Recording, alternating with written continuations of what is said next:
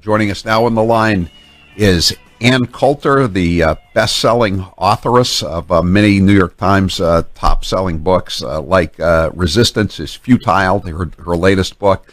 Ann Coulter, thanks for being with us here on the Howie Carr Show. Absolutely. What a great day to be alive. Elizabeth Warren is an Indian after all. We were just reading, Steve was just reading the thing from the AP. They're making it sound like Trump is attacking her, even though she's conclusively proven that she's an Indian or a Peruvian, maybe. You know, I mean, this is ridiculous. It's like the mainstream media doesn't know there's an internet. They can just say anything. 1/1024th Indian, i.e. less than the average American. Definitely not enough to be a Cleveland Indian and a bobblehead.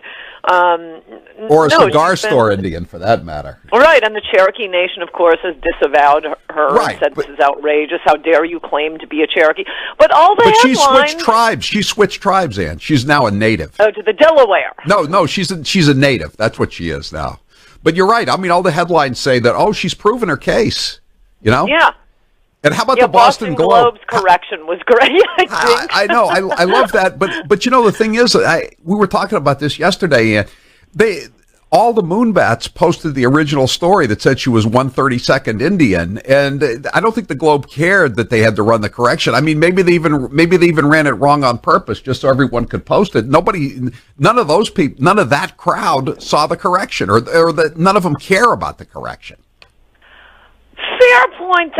Though I think this is why most people get their news from Twitter now. Twitter and talk radio, the only reliable sources of information.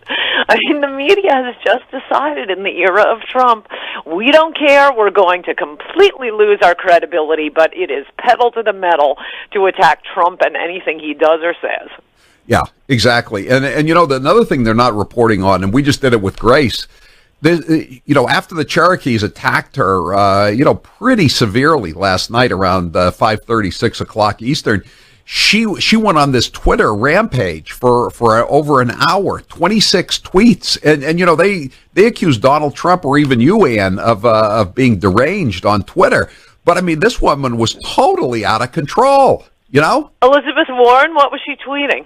Oh, we just did the whole thing. I mean, we'll send you. We'll send you the whole thing. I mean, it was just. Donald Trump is a cowardly elitist, and he's running a con game. And Elizabeth Warren accusing someone else of running a con game. Right. I mean, it's just amazing. And again, she got it was crazy, but I don't think most people understand how crazy she was. And I think it was just that she was taking a lot of heat because she really thought that this was going to be like a slam dunk for her. And I don't think it is, really. I mean, again, with her low info voters. No, it's a slam dunk against her. I mean, you don't have to pretend to be even-handed here, Howie. It's ridiculous. I mean, I do think it's sort of surprising that she even asked for this to be done once it was pretty much clear that she had no Indian blood in her and used it in an affirmative action scam. I'm surprised we don't have more affirmative action scams like this. I mean, that was her big selling point for the diverse Harvard faculty. She was billed as an Indian. She contributed to the Pow Wow Chow cookbook. I really am surprised more people are not just checking off Black, Native American, that sort of thing on their college applications. It's mostly college applications. I don't think you see as much of this, maybe I'm wrong, in hiring for jobs. But I guess we'll have to go back to the old South blood tests on what percentage actually makes you someone deserving of preferred treatment in America. Because, of course, we're living in an America with white privilege. It's just that no one wants to be white because you won't be admitted and you won't get the job. Right. Well, that's the whole thing that she's gone back to the one drop rule. She's the classic Democrat, right? One drop makes you apparently non-white as far as she's concerned. By the way, here's some of the things she advised people to tune out the lies. Okay? And if you're tired... Wait, but the facts are the facts. I don't understand what lie... The fact is she's 1/1024th Indian. The expert she chose to look into this for her, that's what he came up with. So what is the lie? It's a lie that 1024th isn't full-blooded Indian? I don't understand what the argument is here. Yeah. Right? This was her hired expert. This is like, Christine Blasey Ford taking her own polygraph and then releasing the results. She hired this guy. So what's the lie? Right. Well, she's talking about the lies by Donald Trump, and she's what else is she saying? He cheats. That's another thing. Everybody's cheating. I mean, she's the cheater here, right? She cheated. She cheated her way up the academic totem pole. Sorry, I think the hilarity of your longtime mascot being fully exposed to the world is causing you to lose your mind. She has been completely exposed, Howie. No, I understand. No weighing of the evidence here, and I get it. And I said my the lead in my column today was Elizabeth Warren is still a fake Indian. I understand that. I'm just saying. I'm just talking about how the mainstream media is trying to portray it. And by the way, here's one. This is the first tweet in this series. We all know why real Donald Trump makes creepy physical threats about me, right? I mean, I think we would know about these creepy physical threats if he'd actually made any. I think we know too. That's one good thing. You can always fact check their crazed claims about Trump with the question, would we know about this if it were true? Right.